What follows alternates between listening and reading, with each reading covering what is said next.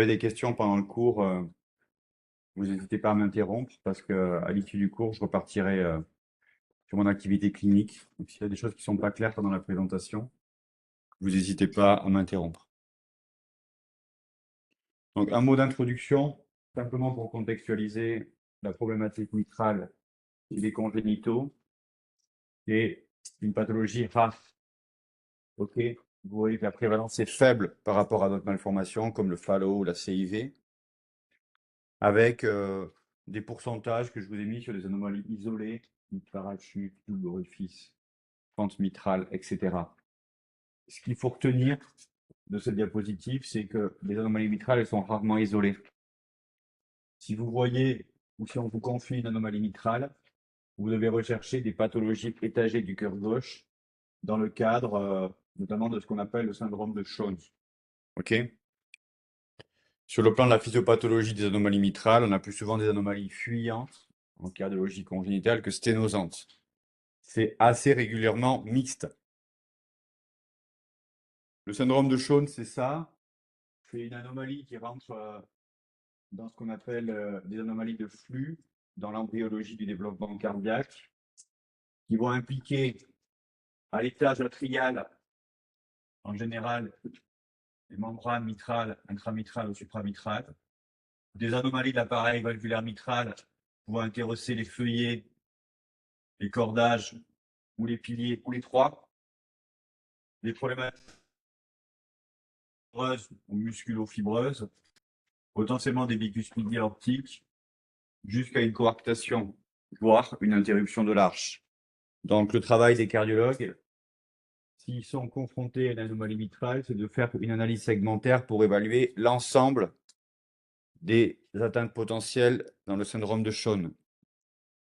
Ça découle de ce qu'on appelle la théorie des flux, puisque la fonction crée l'organe, et que s'il n'y a pas de sang qui passe à travers le foramen ovale perméable dans les cavités gauches pendant la vie fœtale, puisque vous savez qu'il y a très peu de retours veineux pulmonaires, eu égard au fait que les poumons ne fonctionnent pas, eh bien, si le sang est empêché par un foramen restrictif, par une valve, par une veine cave supérieure gauche qui va dilater le sinus coronaire et potentiellement gêner le remplissage du ventricule gauche, eh bien, il peut y avoir des anomalies de développement partiel, une anomalie morphologique de la valve mitrale, par exemple, jusqu'à une anomalie totale avec cet effet domino qui va générer le syndrome de Jones. Mais en général, ça a un substrat physiopathologique durant la vie fœtale. Et donc, la problématique de la valve mitrale, c'est pas simplement de regarder les feuillets en échographie, que ce soit au bloc en ETO ou en échographie transthoracique. Il faut avoir une approche qui est dite holistique. Ça veut dire quoi? Ça veut dire qu'il faut la valve mitrale, c'est un complexe mitral. C'est pas deux feuillets. La valve, c'est un anneau, des feuillets, des cordages, un appareil sous-valvulaire et des piliers. Ça, c'est la valve, c'est tout ça. Ok, il faut vraiment intégrer ça. La même chose pour la valve aortique, c'est pas deux clapets. Valve aortique, ça va de la région sous-aortique à la jonction sino-tubulaire. Et donc, on commence par une anomalie. Toujours, on fait, nous, une approche segmentaire. Donc, on va regarder, est-ce qu'on voit quelque chose dans l'oreillette? Est-ce qu'on voit quelque chose au niveau de l'anneau? Est-ce qu'on voit quelque chose au niveau des feuillets? Jusqu'au pilier. Donc, on commence en supramitral, c'est-à-dire dans l'oreillette. Dans l'oreillette, on peut distinguer deux choses qui sont le corps triatrium ou cœur triatrial en français, des réelles anomalies mitrales, c'est-à-dire des anneaux mitraux, que ce soit des anneaux supra-annulaires, d'accord, on appelle ça une membrane mitrale supra-annulaire, ou intra-annulaire. Ça veut dire que parfois on peut voir la membrane juste au-dessus des feuillets. Là, c'est facile à diagnostiquer. Parfois, la membrane, elle est accolée au feuillet. C'est beaucoup plus difficile à diagnostiquer, mais c'est la même entité physiopathologique. Comment on fait la différence? On fait la différence par rapport au positionnement de cet obstacle atrial, ou en tout cas supramitral, par rapport à l'auricule gauche. Je m'explique. Quand on a un cœur triatrial, la membrane, bon, ici je vous ai mis une planche de d'embryologie de l'intégration du pôle veineux dans l'atrium gauche, mais bon, ça c'est pas à retenir si vous ne faites pas d'embryologie. Mais un cœur triatrial, la membrane, elle va être en aval de l'auricule gauche. Une membrane supramitrale, non, elle est en amont de l'auricule gauche, alors que la membrane supramitrale, elle va être en aval. Je résume. Quand on a un cœur triatrial, l'auricule gauche fait partie de la cavité mitrale et les veines sont exclues de cette cavité mitrale. Quand on a une membrane intramitrale, supramitrale, c'est l'inverse. La membrane est située, la membrane fait que l'auricule est situé dans le pôle postérieur de l'oreillette, du côté des veines, et la membrane sépare cet auricule de la valve mitrale. Et donc, on le voit assez facilement à l'échographie. Ici, c'est pas facile en parasternal parce qu'on ne voit pas l'auricule gauche, donc on ne peut pas trop savoir. Donc, parfois, la membrane est proche de la valve, mais on a des membranes, des cœurs triatriaux qui sont très domants, qui vont presque jusqu'à la valve, alors qu'en parasternal, ben, on voit l'auricule, et si l'auricule il est en aval de la membrane, ça veut dire que c'est un cœur triatrial. Donc, on peut résumer ça comme ça, sur le schéma de gauche, vous voyez, et on le voit, que ce soit en échographie 3D ou en échographie bidimensionnelle, il y a une sorte de compartiment. Voilà, on peut compartimenter l'oreillette avec un pôle, disons, proximal ou antérieur, c'est-à-dire mitral, et un pôle postérieur, un pôle veineux. Donc voilà un exemple en dynamique. Vous voyez que parfois, c'est assez difficile de faire la part des choses, parce que là, par exemple, on a l'impression que la membrane, elle va jusqu'à la valve mitrale, alors que si on regarde sur le scanner, ok, elle est bien derrière l'auricule gauche. Donc c'est ça le repère. Là, c'est pareil, c'est une vue apicale 4 cavités. Bon, il faut essayer de repérer le positionnement de l'auricule gauche. Des fois, c'est très facile, comme en haut. Des fois, c'est un petit peu plus difficile, comme en bas. Sur le plan anatomique, en fait, la sévérité de la présentation hémodynamique du patient, et en particulier l'âge qui est directement relié à l'âge à laquelle cette symptomatologie va s'exprimer, eh ben, ça dépend de la porosité de cette membrane.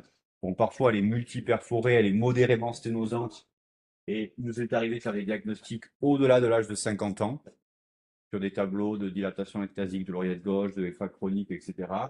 Parfois, la membrane, elle est quasiment étanche, avec simplement un micro-passage, comme dans ces coupes anatomiques, où on ne peut même pas passer une sonde anatomique.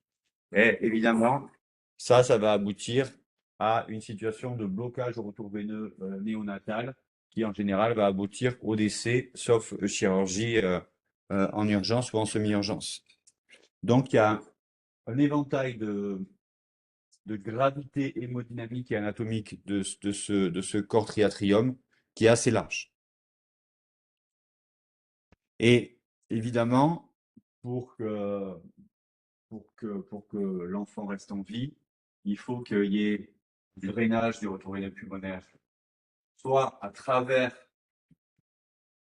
le cœur triatrial, la membrane, soit qu'il y ait une communication qui puisse au moins drainer le sang vers les cavités droites. Un petit peu dans le même cas d'une problématique si on va à l'extrême, d'un hypo-VG. Et donc, en général, vous voyez que on a en général une communication à travers la membrane. Il peut y avoir une communication postérieure à la membrane. Il peut y avoir une communication. Le foramen ovale perméable, il est dans la cavité atriale, c'est-à-dire dans la cavité vitrale, pas dans la cavité veineuse. Ça tombe parfois dans les QCM. Donc, retenez-le. La différence entre le cœur triatrial, bien sûr, et la membrane supramitrale, c'est que la membrane supramitrale, c'est une entité embryologique qui est complètement différente. Et cette membrane, en fait, elle va être plus ou moins accolée à la valve, c'est-à-dire que pour nous, ça va être plus ou moins aisé de le diagnostiquer. Là, par exemple, vous voyez, ça a cet aspect-là d'épaississement sous les feuillets. C'est un aspect, si vous êtes, si vous avez déjà fait de la réanimation cardiovasculaire, de la CCV ou de l'anesthésie de chirurgie cardiaque adulte, qui peut s'apparenter un peu à ce qu'on voit quand on met un anneau mitral. On a un épaississement qui est juste sous les feuillets. Bon. Mais parfois, c'est extrêmement difficile. On voit juste en fait un épaississement. Parfois, on voit rien du tout et on ne comprend pas franchement pourquoi la valve ne s'ouvre pas.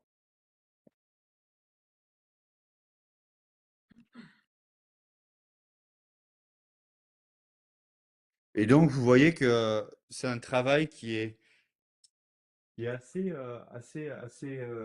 nécessite pas mal d'attention et de précision, parce que, encore une fois, un train peut en cacher un autre, et des fois, on confie des patients pour une pathologie obstructive qu'on pense être liée à un parachute, par exemple, mais qui peut être présent. Et des fois, on voit le gradient qui s'aggrave avec le temps, et il peut y avoir l'apparition d'une membrane qui peut être évolutive. Donc, on va voir encore une fois ici, et qu'on va voir éventuellement ici. Et la difficulté, c'est qu'en plus, cette membrane, bien sûr, elle n'est pas forcément circulaire et homogène. Elle peut être hémicirculaire. Un peu comme dans les membranes supra-aortiques, sous-aortiques. Donc, on essaye de la regarder. Là, par exemple, c'est pas évident de la voir sur l'écho de gauche qui est une écho 3D, mais sur l'image de droite, si on prend un peu de recul, on voit en fait qu'il y a une membrane qui est ici et que donc la zone d'ouverture sous la valve, elle est toute petite. Excusez-moi. Oui. Sur le petit schéma d'avant, où vous montriez le foramen ovale perméable, Oui.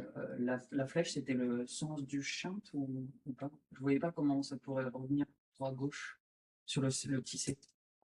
Ben oui, parce que tu le sais, ben, si tu veux, si la membrane est atrétique, s'il n'y a pas de shunt, le patient est décédé. D'accord? Et s'il y a un shunt postérieur, si on veut que l'enfant, disons, survive, il faut quand même qu'il y ait une perfusion de sang oxygéné vers la hanche et le cerveau, ou en tout cas vers les organes nobles. C'est le même principe que retour veineux pulmonaire anormal total. Comment on diagnostique un retour veineux pulmonaire anormal total intracardiaque, par exemple? On le diagnostique par le fait qu'il y a un shunt de la droite vers la gauche au niveau du foramen ovale perméable. C'est quasiment le signe échographique pathognomonique qu'on a par exemple RVPAT quand on n'arrive pas à le voir parce qu'on n'a pas été entraîné pour diagnostiquer des RVPAT infracardiaques ou supracardiaques.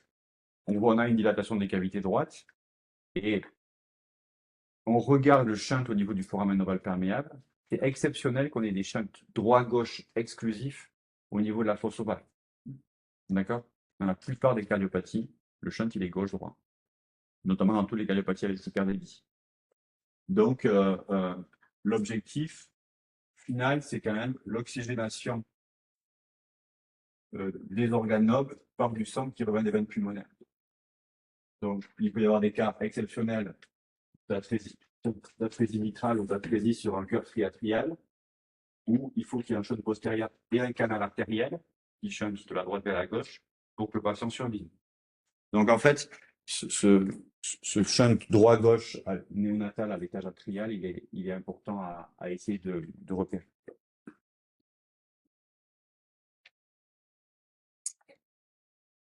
Et donc, en anatomie, c'est toujours super parce que c'est assez facile à diagnostiquer une fois que le patient est décédé, parce qu'on a tout son temps pour regarder. En échographie, je vous ai dit que c'était un petit peu difficile. Voilà, je vous ai mis plein de schémas, plein d'exemples, mais c'est pas forcément très clair. Ce qui est plus clair éventuellement, c'est quand on fait la chirurgie, quoique. Ça, c'est ce que voit le chirurgien quand il ouvre l'oreillette gauche. En fait, les feuillets, ils sont un peu plus roses que ce blanc que vous voyez là. Et donc, quand on voit ça, on va venir peler, soit on pèle la valve, soit on pèle la membrane. D'accord? Pour essayer de redonner en fait de la mobilité au feuillet en enlevant ces membranes qui sont en général soit circulaires, soit hémicirculaires. Et ici, Là, je vous l'ai zoomé, vous voyez qu'il y a une petite différence de couleur entre la valve qui est là et la membrane qui est là. Et donc, le chirurgien, lui, va, en essayant de ne pas léser la valve, de peler la membrane, et puis d'enlever cette membrane ici, vous voyez, qui est presque circulaire, pour ensuite redonner de la mobilité au feuillet. Et vous voyez que là, l'anneau, il est normal, alors que là, l'anneau, il est tout petit. Parfois, on peut l'avoir dans des cardiopathies complexes. Bon, ici, vous voyez, c'est une cardiopathie complexe avec une aorte à cheval, comme vous voyez là. Mais vous voyez que sur la valve gauche, quand vous voyez un anneau qui semble à peu près de taille normale, mais qui a un G en Beck-Bunsen au milieu extrêmement rétréci, vous voyez là, l'oreillette gauche est dilatée, l'anneau mitral semble relativement correct, or le flux il est très rétréci. Donc ça, c'est un signe de membrane supramitrale. Et si vous regardez bien, vous voyez qu'il y a deux petits trucs ici, et on dirait que la valve elle est bloquée au niveau de l'anneau. Bon, ça, c'est un truc assez caractéristique du membrane supramitrale ou intramitrale. Mais encore une fois, c'est la même chose. Euh, autre chose, ça, c'est pas une malformation, mais quand on a une veine cave gauche sans TVI avec un drainage de la veine cave gauche dans le sinus coronaire qui est dilaté, on peut avoir euh, hémodynamiquement une gêne au remplissage mitral. Encore une fois, c'est pas une malformation cardiaque, mais ça fait partie de la théorie, des pathologies de flux. Et il y a des techniques opératoires. Donc ça, c'est des planches de l'encyclopédie médico-chirurgicale où on peut effondrer le sinus coronaire pour faire gagner de la surface à l'anneau mitral. D'accord? Vous voyez ici la différence quand on effondre le sinus coronaire. Mais ne vous inquiétez pas, après, il y a un drainage accessoire de la veine cave gauche qui retrouve son oreillette droite. Non, non, non, presque jamais. Presque jamais. Presque jamais. Mais ça doit être, si vous êtes cardiopédiatre, ça doit vous faire rechercher une anomalie étagée du cœur gauche, obligatoirement. Si vous voyez une veine cave gauche, vous devez rechercher une coarctation. C'est le premier truc qu'il faut faire parce que l'association est hyper fréquente. Et rarement, ça va entraîner des problématiques d'obstacles hémodynamiques avec parfois des oreillettes un peu dilatées, etc. Mais c'est pas, mais en tout cas, ça se situe, pareil, ça se situe presque en amont de l'entité mitrale, enfin, de la valve mitrale. Et donc, rien que ça, on n'est même pas à la valve mitrale, il y a déjà tout ça. Ensuite, on arrive à la valve mitrale. La valve mitrale, encore une fois, qui est un complexe mitral, c'est pas juste deux feuillets, donc ça, je vous l'ai déjà dit.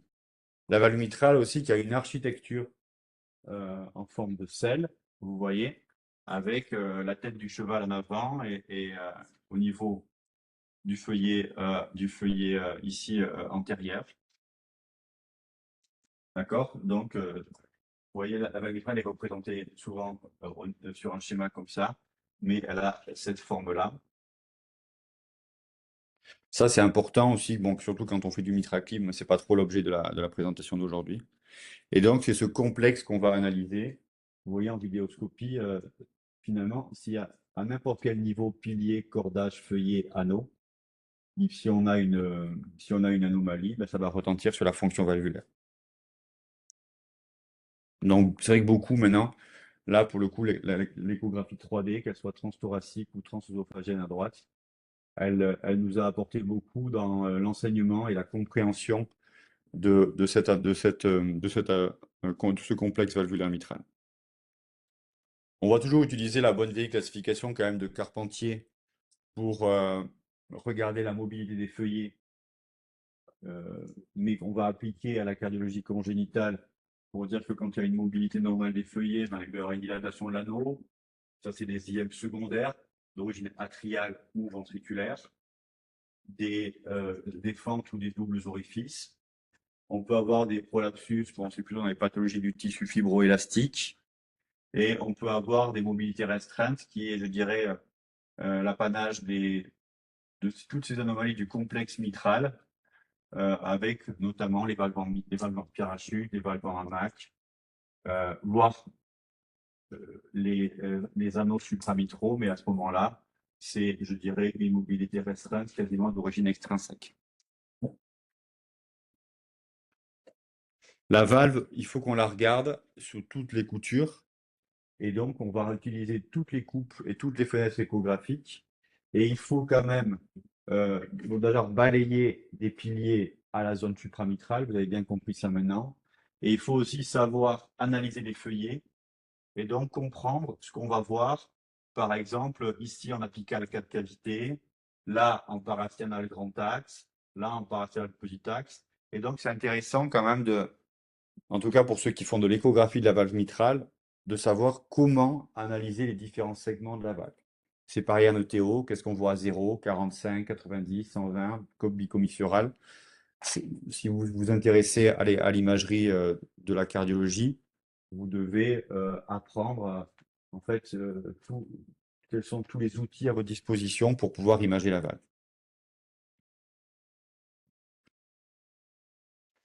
L'anneau, en fait, il répond à des mesures aussi qui sont précises. Bon, il y a plein de Z-scores qui ont été publiés, notamment dans les recommandations américaines, qui sont sur tous les calculateurs, sur tous vos téléphones portables. Simplement, comme je vous ai dit qu'on ne regardait pas la valve de la même manière et que la valve, c'est pas un cercle, mais c'est une selle de cheval, en tout cas, c'est un ovale, pour simplifier. Ben, si vous regardez la valve en parasternal et grand axe, vous n'aurez pas le même diamètre que si vous la mesurez en bicommissural. Ça veut dire que si vous utilisez le Z-score de la bicommissurale, disons petit axe ici, alors que vous faites une mesure en parasternal et grand axe, ben vous aurez toujours un Z-score à -5. Et donc vous allez dire la valve est hypoplasique. Ce que je veux vous dire, c'est qu'il faut appliquer les mesures à bon escient, puisqu'on ne mesure jamais le même diamètre. OK? Ça, c'est quelque chose qu'il faut comprendre parce que c'est une erreur assez classique. Donc les Z-scores, OK. L'anyloplastie, j'en parle pas parce que je vais laisser le chirurgien vous en parler. Les fentes, je peux vous en parler. Les fentes, c'est une division presque toujours de la valve antérieure. D'accord? Donc, il y a une origine embryologique que je ne vais pas trop vous détailler. Mais il y a plusieurs types de fentes. Il y a déjà le CAV, c'est pas une fente. OK? Le CAV, c'est la position d'une valve atrioventriculaire gauche qui a 3 composantes, un supérieur bridging leaflet, un inférieur bridging leaflet et une valve murale. Donc en fait, c'est une commissure, pas une fente. Une fente, c'est une vraie fente dans une valve qui est une vraie valve mitrale. C'est pas pareil. Et je vous l'ai dit, la valve est presque toujours antérieure, donc il faut quand même avoir une idée assez claire de ce que c'est et de quelles entités on parle. Il y a des fentes mitrales isolées, qui sont des fuites qui sont assez difficiles à diagnostiquer pour nous parce qu'on voit une fuite, donc on ne comprend pas toujours bien l'origine, qui sont en général des fentes antérieures. Bon, il y a la valve de CAV qui est un autre sujet, et il y a les pathologies conotroncales, notamment qu'on voit dans les TGV complexes, avec souvent des fentes antérieures. Vous pouvez le voir sur des TGV, avec des valves souvent qui ont des attaches septales. Donc ça, c'est plutôt dans les malpositions avec CIV, sténose pulmonaire. Et donc il faut comprendre en fait qu'il y a différentes entités en fait dans ces fentes. Quoi qu'il en soit, une fente, quand elle est identifiée, et je ne parle pas du CAV encore une fois, elle est assez facile à traiter puisque l'objectif c'est de réunir la valve antérieure en faisant en général des points séparés. Et c'est pas quelque chose qui est très complexe à traiter. Les fentes, donc ouais, voilà, pour ça c'est des schémas, peut-être que François ou Bertrand vont vous en montrer. Mais l'idée c'est surtout de rapprocher éventuellement les rebords pour pas qu'il y ait de tension. On peut faire des annuloplasties au fil. Et après, grosso modo, on doit fermer la valve. Ici, c'est une fente postérieure. C'est exceptionnel, les fentes postérieures. Mais ça a été décrit par mon collègue Seguela, d'ailleurs, qui a pas mal travaillé là-dessus. C'est vrai que ça donne des trucs un peu comme ça à l'échographie. On voit très bien en échographie 3D, mais on voit beaucoup moins bien en échographie. Ici, c'est une fente qui est latérale, proche de l'auricule gauche. Et quand on fait l'échographie, on voit des fuites, mais souvent ces fuites, elles sont très excentrées, donc elles sont assez difficiles à diagnostiquer.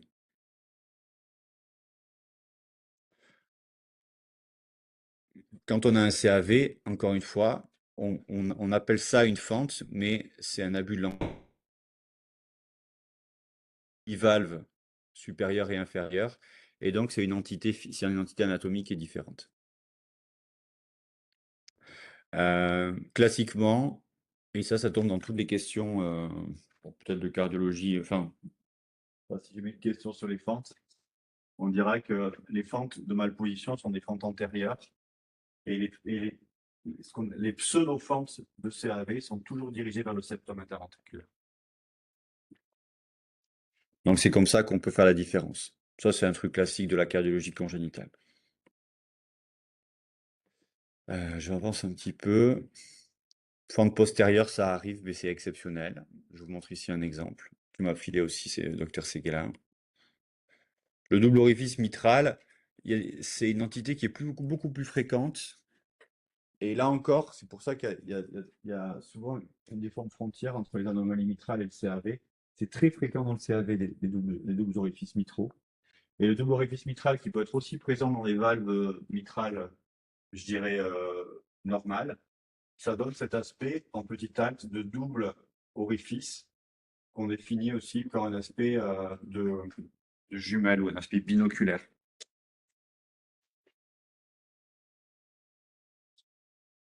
Je vous l'ai dit, c'est presque jamais isolé. On doit toujours rechercher des obstacles étagés du cœur gauche. C'est très fréquent dans les CAV. D'accord? Ça s'est défini comment? En fait, c'est défini. Bon, ça, c'est une définition anglaise, mais c'est une, une bande de tissu accessoire qui peut être partielle ou complète. Là, par exemple, elle est complète. Qui divise deux orifices qui sont eux-mêmes supportés par un appareil sous-valvulaire propre. OK. Il y a parfois des doubles orifices et des fentes associées.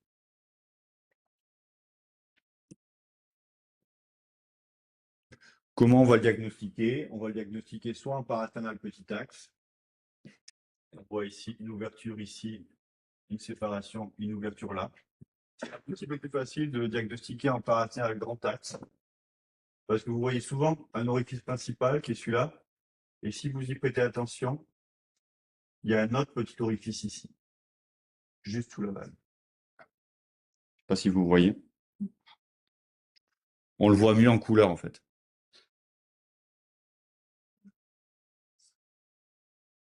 Là, il y a un orifice principal qui est là. Et il y a un autre orifice qui est là. D'accord? Vous voyez bien l'orifice principal ici. Et vous voyez bien qu'il y a un appareil sous-valvulaire ici et un autre orifice ici.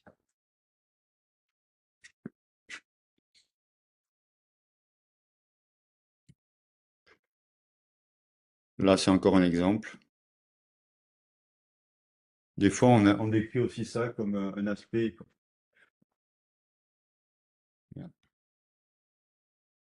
ici en pince de crabe, avec un flux comme ça et un flux comme ça. Faut que j'accélère un peu parce que je suis à la bourre. Les pathologies du feuillet, qui sont en général des pathologies associées à des prolapsus, c'est souvent dans les pathologies du tissu fibroélastique, en particulier le syndrome de Marfan, avec le passage un ou des deux feuillets qui passent derrière le plan de l'anneau, donc qui ballonnisent quand le point de coaptation reste au niveau de l'anneau, et quand ça passe vraiment derrière l'anneau, on dit que ça prolapse. Ça peut être associé à des ruptures de cordage. Et ça se traite par contre très bien sur le plan chirurgical, soit par des annuloplasties simples, soit par des annuloplasties avec des résections triangulaires ou quadrangulaires des feuillets, notamment A2, P2, surtout P2. Et parfois, quand les piliers sont trop longs, des stratégies de réenfouissement de cordage comme ici, ou de mise en place de néocordage, souvent associées à des anneaux. Vous savez que maintenant, on met des anneaux ouverts aussi. Mais ça, le chirurgien, je pense, va vous en parler. Parfois, quand c'est des pathologies complexes, on peut simplement faire une technique d'Alfieri, la technique d'Alfieri. Je ne sais pas si vous savez ce que c'est, mais Alfieri, c'est un chirurgien italien qui a dit que quand on avait du mal à traiter un prolapsus, par exemple bivalvulaire, ben, il suffisait de faire un nœud entre A2 et P2 pour régler le problème. C'est exactement ce sur quoi est basé le MitraClip. C'est un Alfieri percutané.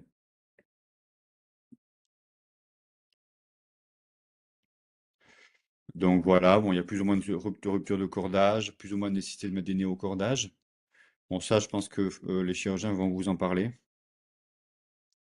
Et ça donne cet aspect un peu caractéristique qu'on définit aussi sur le plan sémiologique par des clips mésosystoliques, où la valve se ferme parfois en protosystole au-dessus du plan de l'anneau. Ça fait bim, bang. Et après, ça prolapse dans un deuxième temps. Si vous vous souvenez de vos cours d'internat, c'est décrit comme ça sur le plan sémiologique.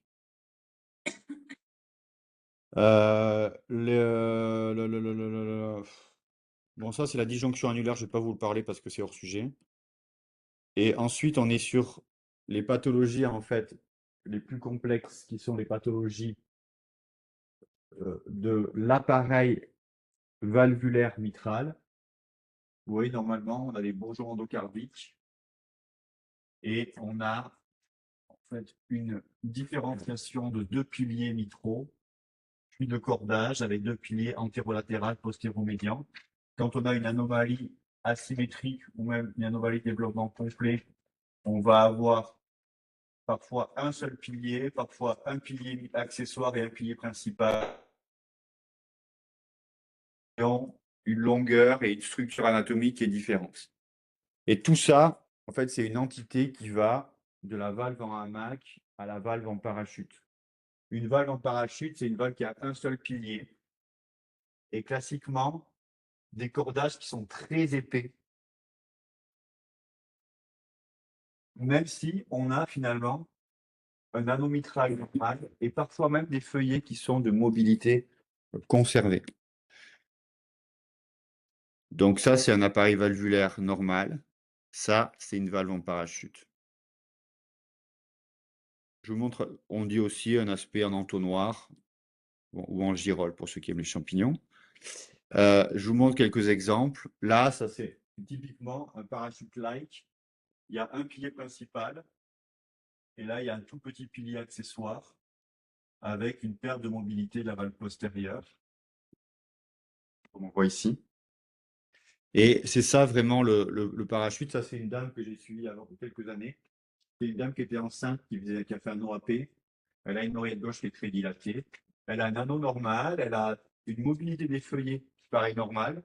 Mais si vous regardez l'accélération en couleur, l'accélération se fait nettement au-dessus du plan de la valve. Parce que l'accélération, en fait, elle est générée par l'appareil sous-valvulaire mitral, pas par les feuillets mitraux. Donc ça, c'est une valve en parachute. D'accord? Parfois, comme je vous l'ai dit, il y a un petit pilier accessoire. Et ça peut assez classiquement donner cet aspect d'ouverture dit en crosse de hoquet, qui normalement est un peu un signe pathognomonique du rétrécissement mitral rhumatismal. C'est pour ça que quand on a des patients, par exemple, qui viennent du continent africain, dont on sait que le rhumatisme articulaire est encore présent, on a toujours une présomption de culpabilité à tort du rhumatisme articulaire. Mais le rhumatisme articulaire, c'est autre chose. C'est caractérisé notamment par une fusion commissurale, alors que dans une valve en parachute, il n'y a pas de fusion commissurale, il n'y a pas de calcification. Donc il y a des différences sémiologiques entre les deux pathologies qui se ressemblent en parasténal grand axe. Donc il y a différentes techniques chirurgicales. Bon, François vous détaillera ça, ou Bertrand. Il y a une autre entité qui est l'arcade. L'arcade, c'est pas du tout pareil que le parachute.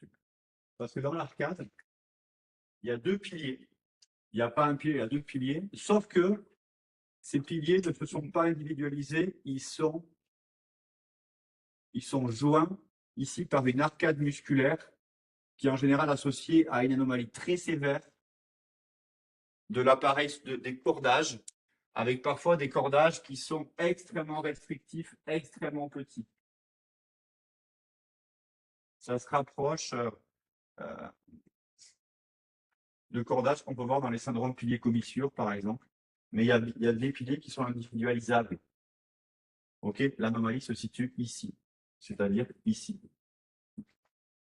Donc une arcade et un parachute, c'est anatomiquement en tout cas, c'est pas du tout pareil. Et souvent, ça donne des formes mixtes avec des valves qui sont extrêmement peu mobiles, très épaissies. Et vous voyez ici, par exemple, là, il devrait y avoir un pilier postéro-médian, un pilier antérolatéral, un plan oblique de l'anneau. Là, vous voyez que c'est pas du tout comme ça.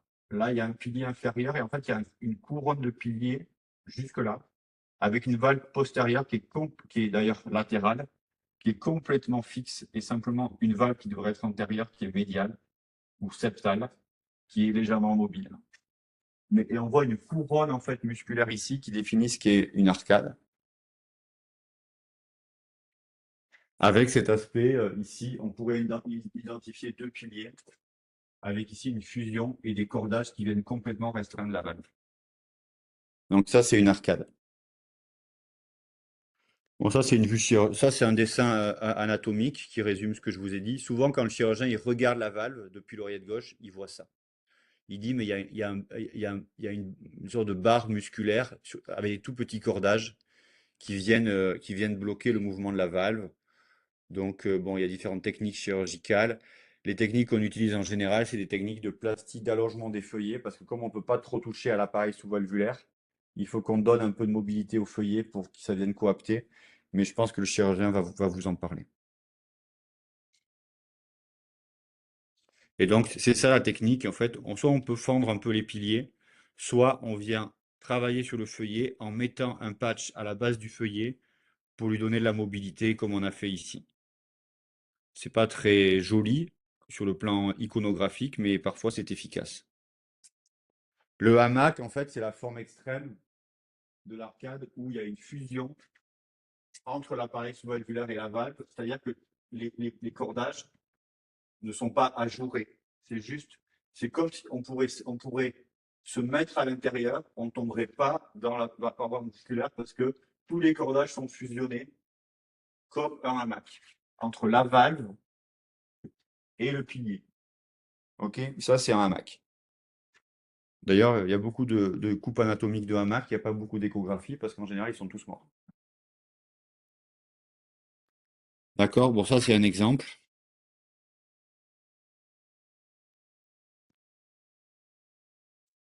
Et voilà un exemple où on a l'impression qu'il y a pas, on peut pas différencier en fait la valve de son pilier puisque ça vient être fusionné avec les cordages. Voilà encore un exemple. Voilà une valve extrême avec ce qu'on appelle un entonnoir.